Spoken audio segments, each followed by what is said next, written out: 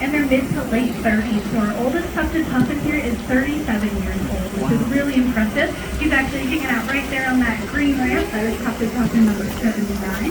So when we see these guys having maybe some issues with mobility, limping, a hard time getting up, any gamut of ailments that we are seeing, we're going to then give them a full veterinary exam, which can include radiographs, blood work, a physical, and a urinalysis if you're going to be putting them on medication. So it's really important that Heather gets the right medication to the right bird, because since a lot of these birds are on these medications long term, their bodies handle each medication differently. So each fish is tailored specifically to that bird and what their bodies can handle, which is why we do the urinalysis and check up on these guys yearly to make sure that our birds with arthritis are handling their medication okay, and if they're actually working for them. So if we see that maybe their medication isn't helping the symptoms, we might have to switch it up a little bit. So that is what Heather's doing. And without further ado, I'm going to introduce our seabirds, our auks, our owlses. You can call them any of those things.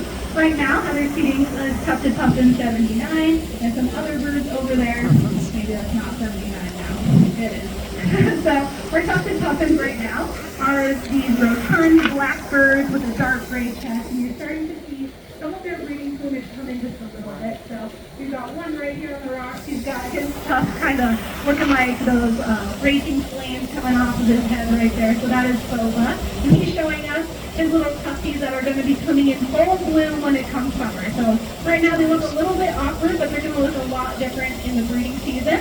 So they're going to have those iconic white faces and tufts and bill plates.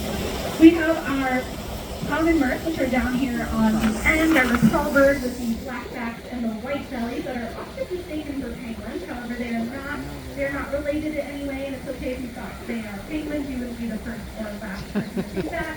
Their breeding season plumage looks a little bit differently. We have some of these guys that have molted out into their breeding season plumage, which really is just more black on their face, and they get a little bit darker. So you might see some of these guys with more of a stripe and white around their face, and that is what they're going to look like in the non-breeding season.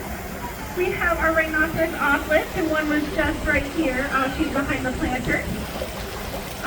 So this is Rhino 41. I should have pointed her out while she was down there.